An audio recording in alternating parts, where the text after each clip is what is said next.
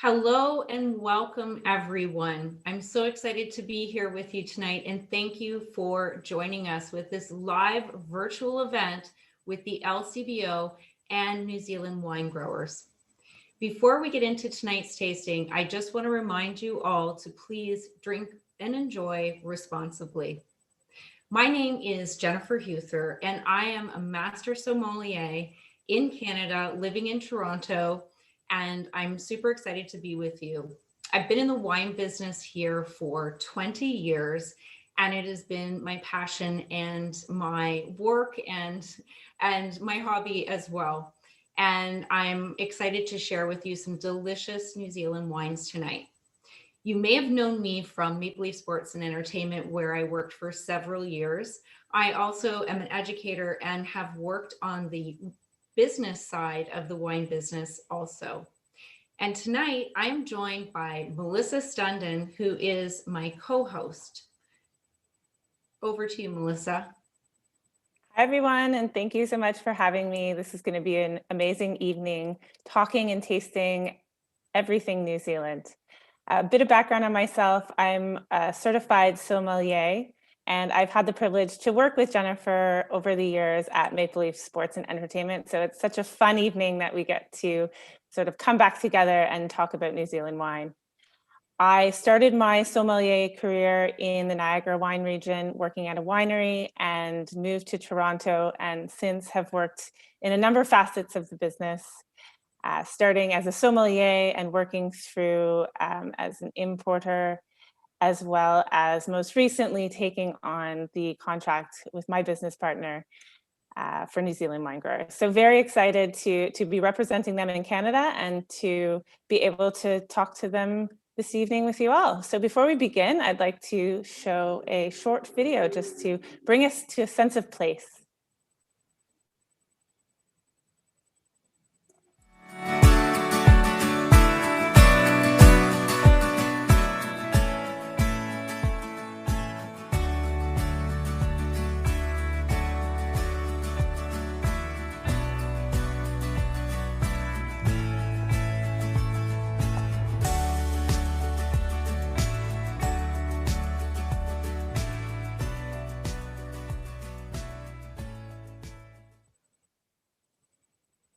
It's such a gorgeous country. Melissa, I'm wondering if we can just unpack it a little bit further. Can you tell me a little bit more about the growing regions themselves? Absolutely. As you saw in the video, it's the first place to see the sunrise in the entire world. There's a small area, wine growing region called Gisborne that sees the sun for the first time in the day. If we take a look at the map, you can see it's a very long, narrow island located in the South Pacific with a very diverse, different types of climates. If you start in the north, in the Northland, it's a lot more subtropical. The weather is a lot warmer. If you move closer down to the South Island, you'll notice it's a lot cooler and definitely a lot drier. Just to give you a perspective, the island itself is approximately 1,600 kilometers long and around 450 kilometers wide. So very, very small country. And there's not one vineyard that is more than 130 kilometers from the sea. So you can see as a wine growing region, it is definitely affected by the maritime climate. It's also very unique in the fact that it has bristling sunshine and very cool nights. So that diurnal switch really does add layers of complexity and really makes a wine that you cannot find anywhere else in the world. But what's the secret ingredient? I believe it's their connection to the people and to the place. In Maori, katiakatanga, which means custodians of the land. Jennifer, perhaps you can talk a little bit about the sustainability program. On the map there, you can see the logo on the bottom left corner. Yeah, the sustainability program really started about 25 years ago. So while other countries are, of course, getting on board with this concept, what I love about New Zealand is that this was really very, very important to them for a very long time. So about 25 years ago, they came together and decided that they really wanted to protect their people, their land, and the future of agriculture as well.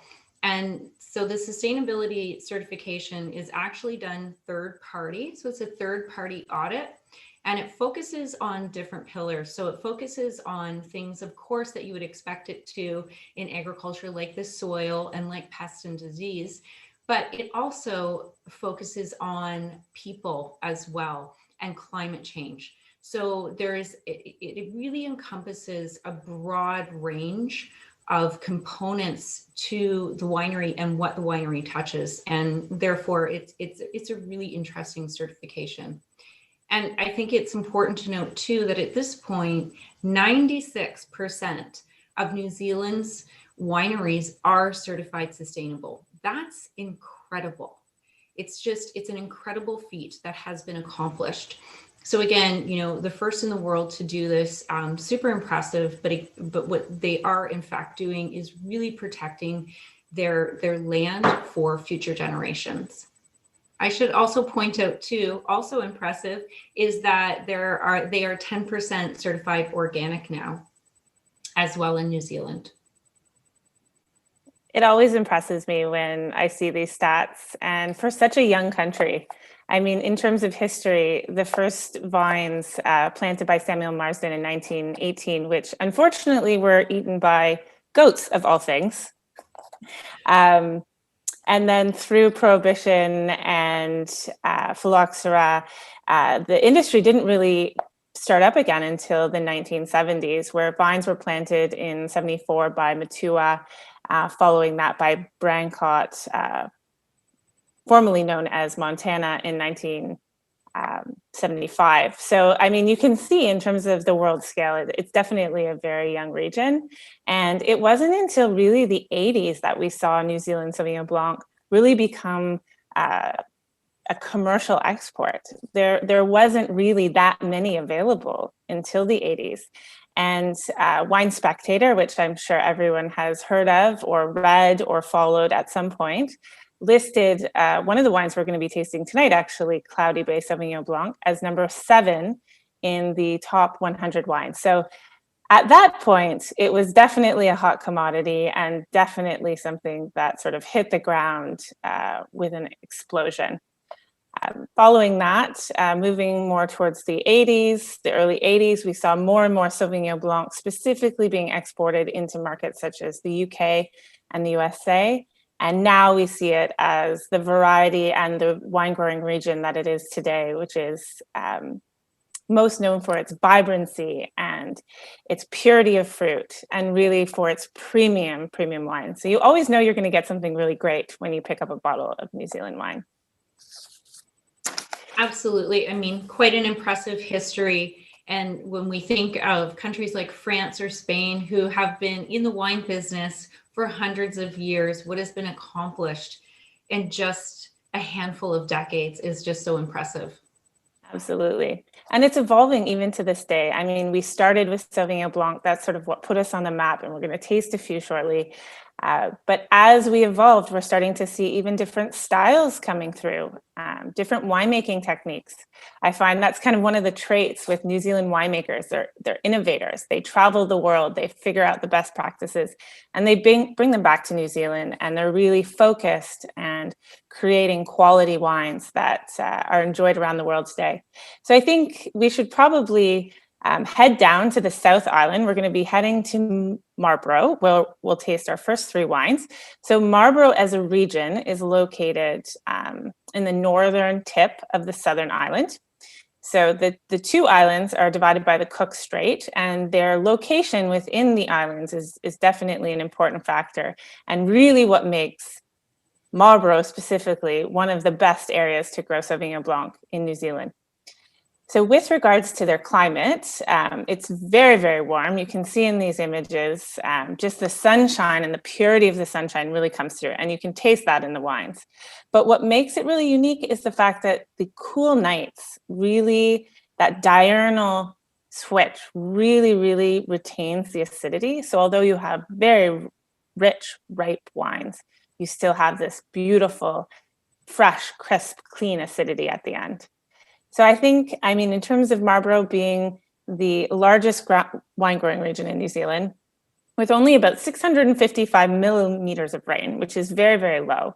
I think the only way to really taste it is to taste our first wine. What do you think, Jen? I'm ready. So our first wine is the Stoneleigh lighter Sauvignon Blanc. So I'm really curious. Really curious to try this. I know that this is a huge trend, Melissa, that we are seeing right now, but there are some differences with how New Zealand has approached this lighter style category. So can you tell us a little bit about that? No, absolutely.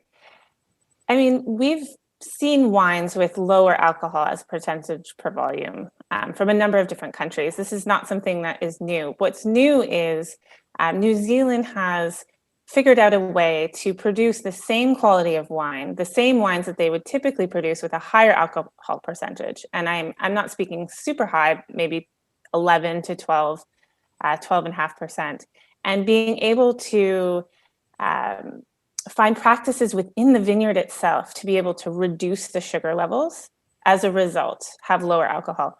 So the Lighter Wines program has been around for just over 8 years. And this is certainly a research and development project where 18 wineries have participated in this program and have really tried to understand what happens in the vineyard and how they can reduce the alcohol without having to reduce it following the production of the wine.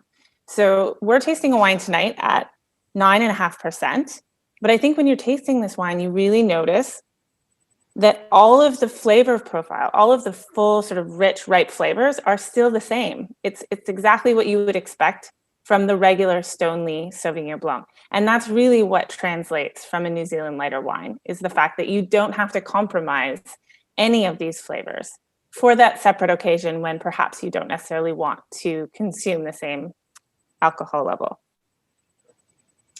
Absolutely. I mean, for me, I love the fact that this was done naturally, first and foremost. So we've got to this lower alcohol degree naturally.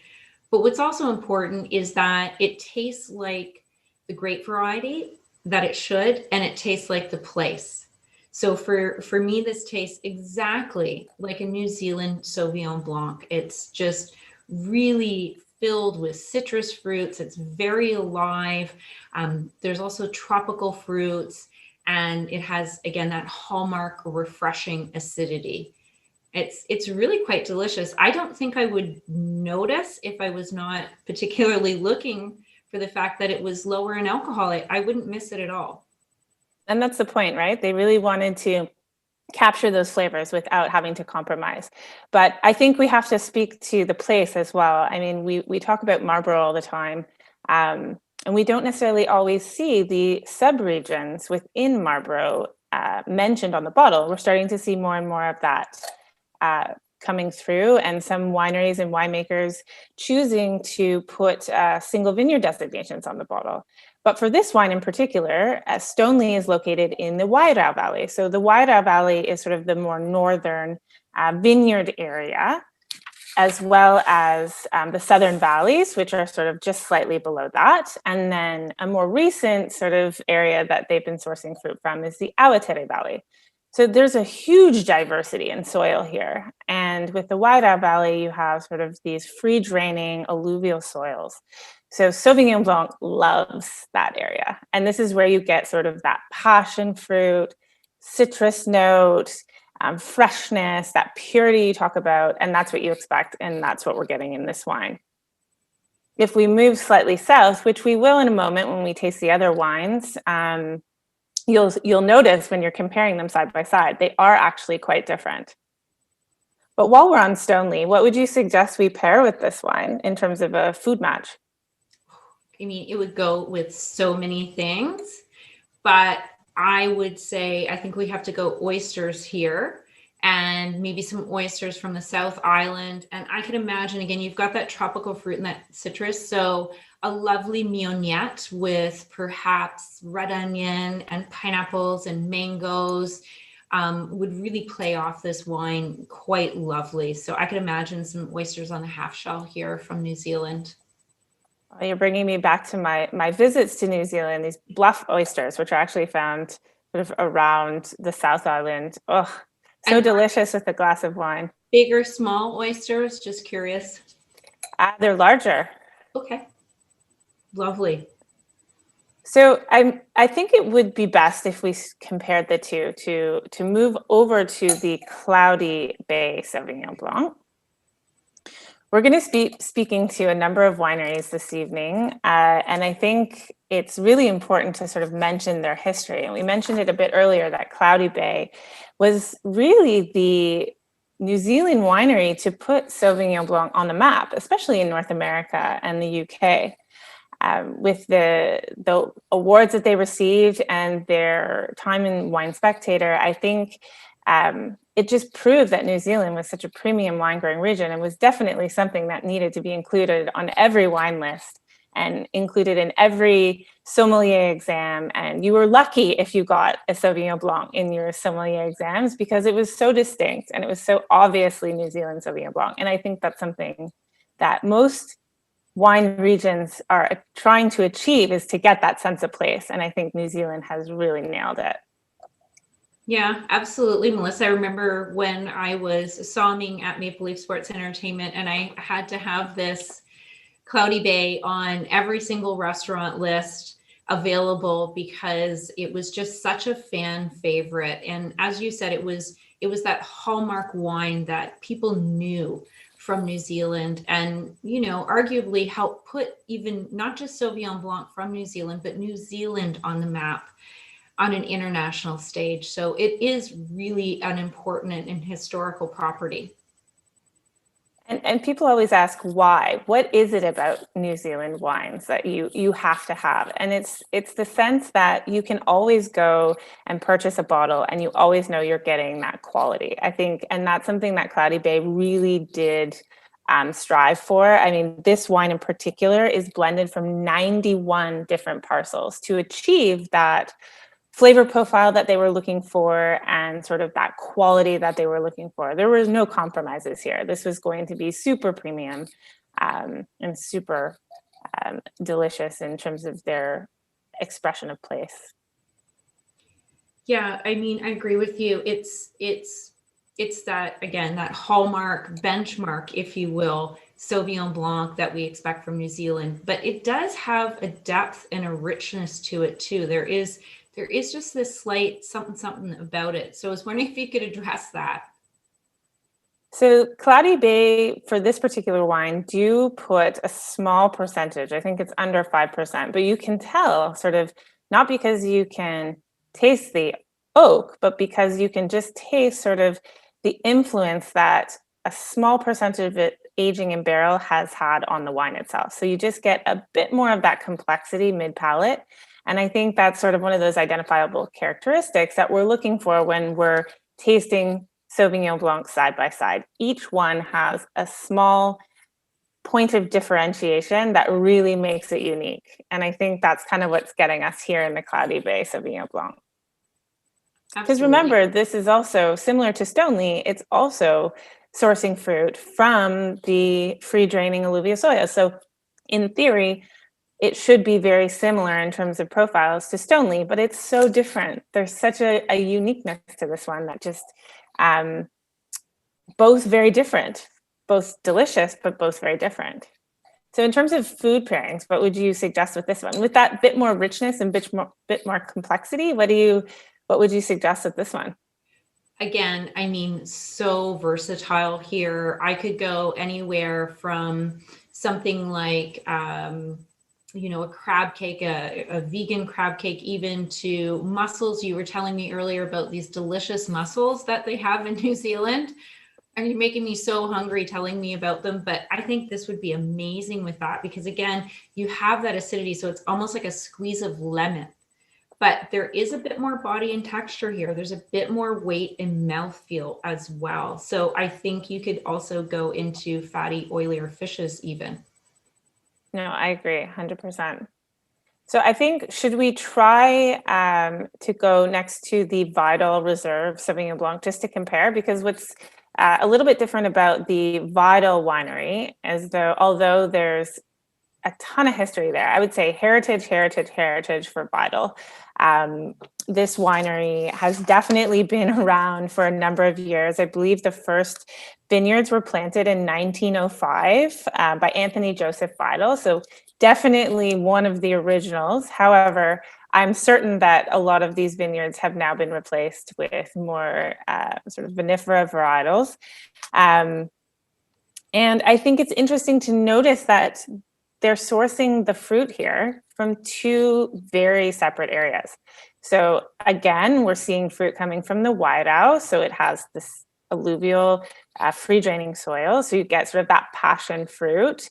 Whereas if you go down into the Awatere Valley, which I believe is about 45 minutes in terms of distance from Wairau to the Awatere, and you're getting a completely different flavor profile. So if you can think of this area sitting essentially right next to the ocean. So there's a ton of influence from the ocean.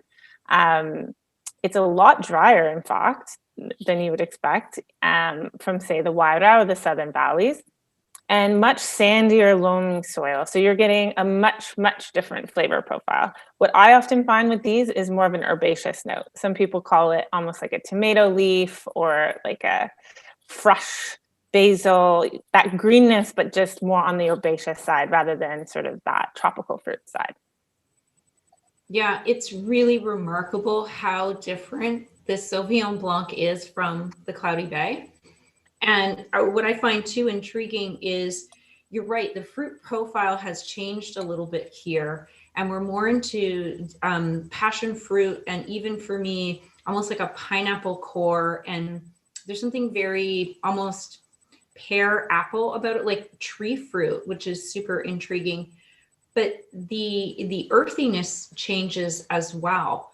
And for me, it has this really intriguing earthiness, this sort of rocky minerality, it's very, very different. It's fascinating to compare these two iconic wineries and their Sauvignon Blancs together. They're so remarkably different. I know, it's very, very interesting. I mean, essentially apples to oranges from really the same place, which is quite fun. And we don't often really taste Sauvignon Blanc from New Zealand side by side. So I do encourage you, if you want to really understand the differences, you should grab a few bottles and taste them side by side. But I think at this stage, we should probably move on to Pinot Noir. And we're going to be leaving the South Island, and we're going to be taking a ferry or a plane, either 3.5 hours through the Cook Strait on a ferry, or direct plane 25 minutes to Wellington. I believe they call it the most expensive flight because it's the most expensive 25 minutes on an airplane that you will find yourself.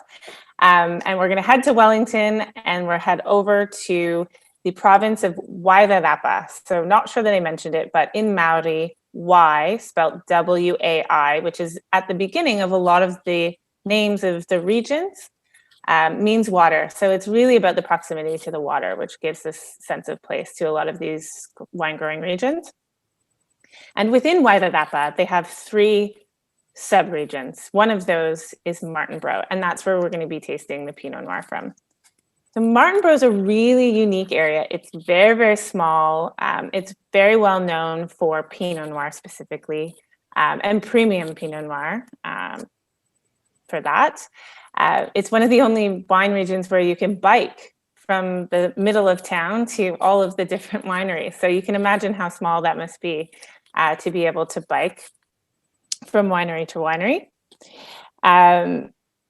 It's also home to Pinot Noir, as I mentioned, because of its diversity of soil. So even being a small area, there is a ton of different soil composition, which lends to a number of different flavor profiles.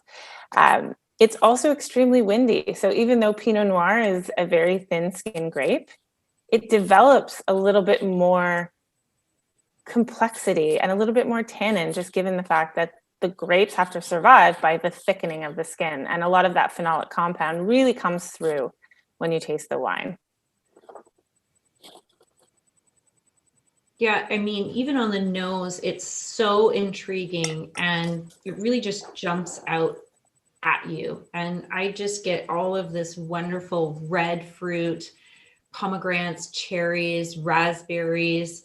It's very seductive, even on the nose. It just kind of pulls me in. But the palate is a little bit unique for Pinot Noir from New Zealand. As you said, it has a little bit more tannin, a little bit more grip, if you will. And again, a bit of earthiness as well from, I guess, these really interesting soils here. And this wine, I mean, this is the 2016 Luna Pinot. So they're actually sourcing their fruit from two of their single vineyards. So they have the Blue Rock Vineyard and the Eclipse Vineyard, both with very different terroirs. So when you take a look at pulling fruit from these vineyards and then blending them together, you get the best of both worlds, right? You get to select based on the flavor profile that you're looking for. You're able to blend for this particular wine being sort of their more approachable style. They're more friendly drinking, something that you can consume in its youth. So doesn't need to be aged for a decade to be able to open it. So I think it certainly is showing well now. I mean, this is the 2016, which is considered essentially the Goldilocks Vineyard. So it was not too hot, not too cold. And I think it's really coming through in this wine. So much complexity, so much richness, but at the same time, it's still really approachable. Tons of sort of red fruit, cherry. Absolutely. What a treat too, to be able to purchase a wine with now 4+ years in bottle as well, right? So it's just drinking really lovely right now. And with this Pinot, I know the winemaker, Joel Watson, he has put this wine in oak, but not new oak, perhaps maybe just under 20% new oak, but 100% French. So it's super elegant. You do get that, a slight note of sort of that, just a little bit of like a toastiness, something that really works well within Pinot because it's not overpowering it. You still get all of that freshness, all of that fruit coming through. And I just think it's so lovely, this wine. I really love this wine. It really is. And, I think it's important that we touch on cellar temperature, glass, and decanting with this Pinot and Pinots in general from New Zealand. So what are your thoughts on glassware with Pinot Noir? It's a loaded question, Jen. I feel like glassware is important, but it's only important if it's important to you. I think if you have the glass that you love drinking your wines out of, go for it. In terms of what I have right now, which is considered a Riedel Pinot Noir glass, the reason for the shape is to have a larger bowl to allow more oxygen within the glass. So you're opening up the wine. And just being able to showcase all of those flavors that were to be in this wine from the beginning. But then because it is such an elegant wine and delicate style of wine and delicate varietal, the closure is slightly less open. So it's almost directing all of those flavors into your nose. And I find that works really well for Pinot. But again, I mean, this is something that definitely would work in either glassware. Absolutely. And serving temperatures, what would you suggest? I mean, for me, I prefer my Pinot to be around cellar temperature, but always interested to hear what you have to say about this. Absolutely. I think if you can, pop the wine in the fridge about 15, 20 minutes before serving it, or even just set it on top of a bucket of ice or some ice, right? Just to bring the temperature down a little bit. So cellar temperature is perfect. It really displays that vibrant acidity and it keeps the flavor profile in check also.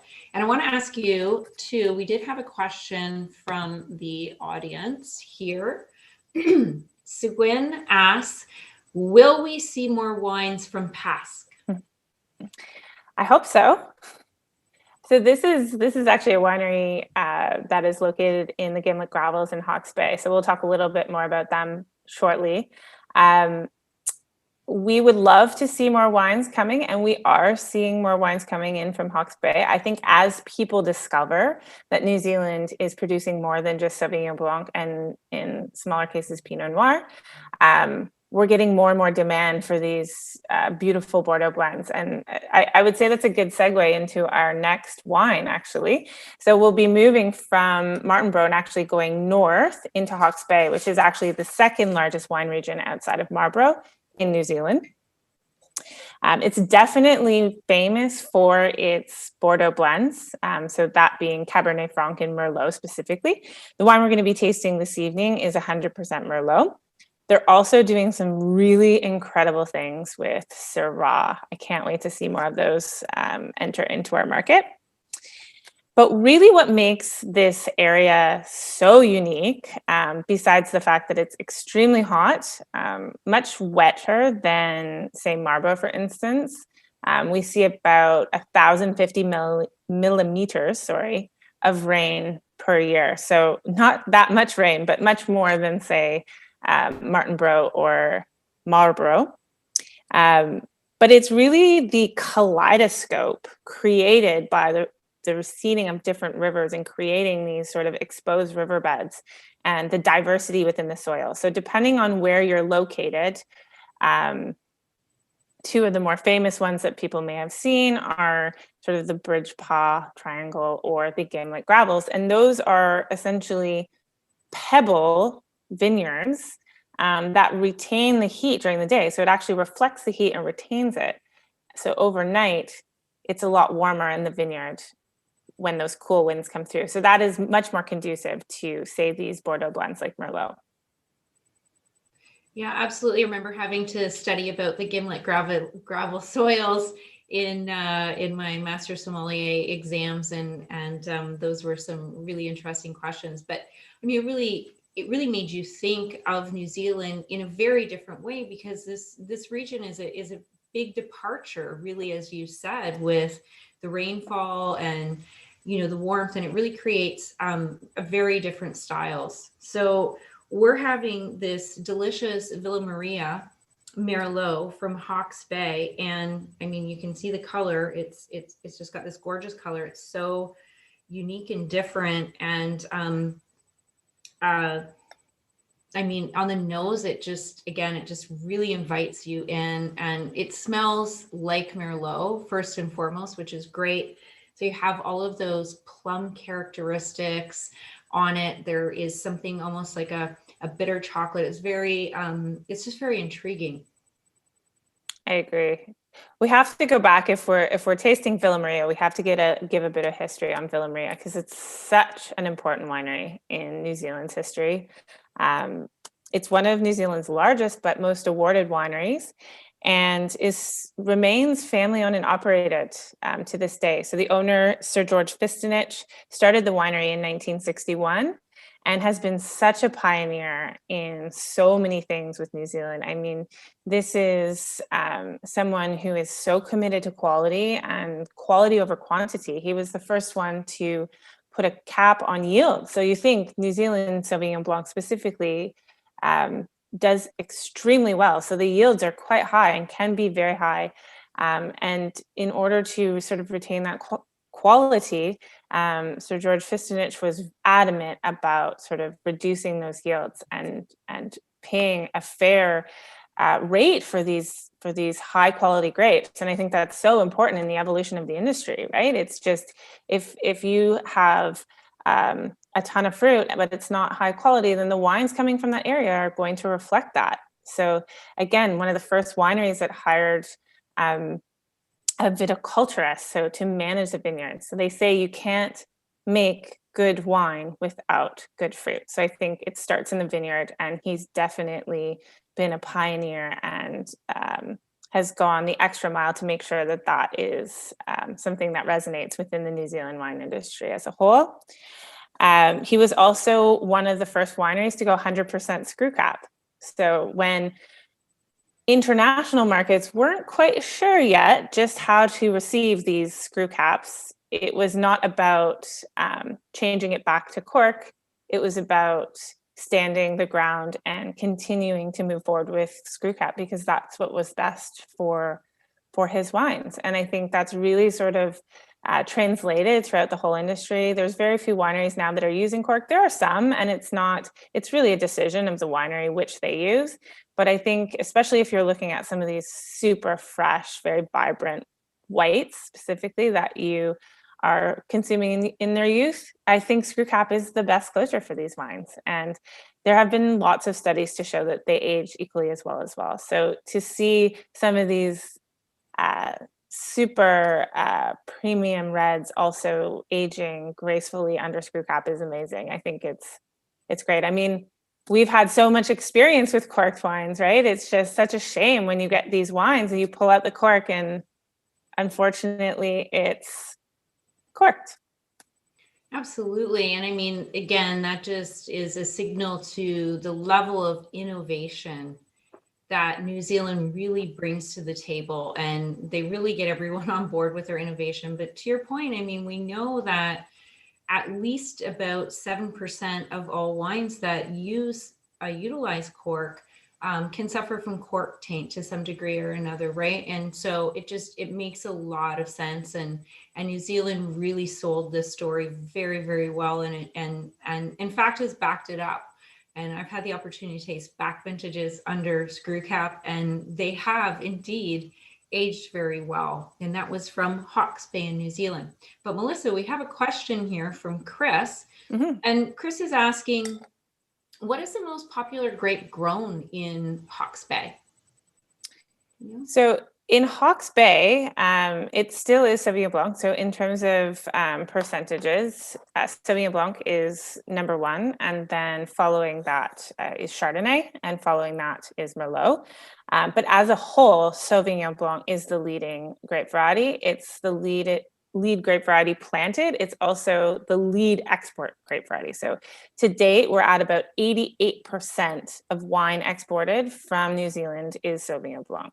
Wow. Another fun fact as well, just to show you how small but how important New Zealand is in terms of wine producing regions, is we only produce 1% of the world's wine, which is pretty small, but we produce 16% of the world's Sauvignon Blanc.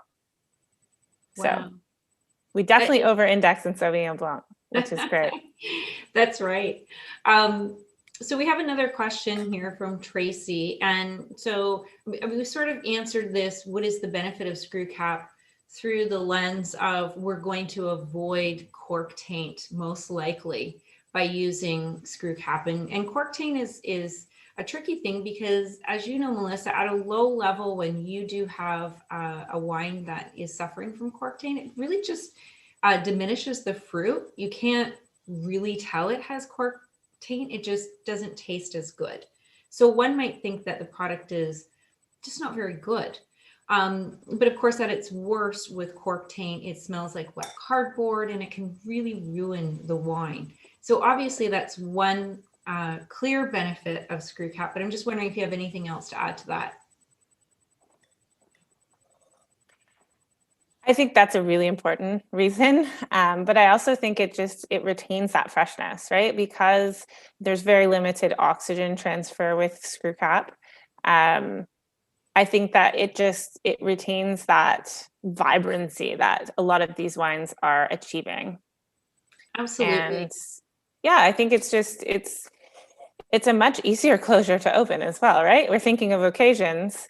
Who wants to bring their corkscrew to the beach? Yeah, beach, picnic, absolutely. And I would say too that cork trees, I mean, you need at least 7 years to really get cork off them. So in fact, maybe this is more in ways of a sustainable closure, truthfully.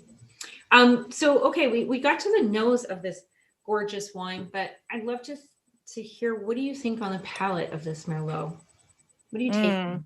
Well, first off, I have to say we're tasting the 2018, which is considered a superb vintage in New Zealand and specifically Hawke's Bay, and one of the hottest on record. So I think for Bordeaux varietals, that's good.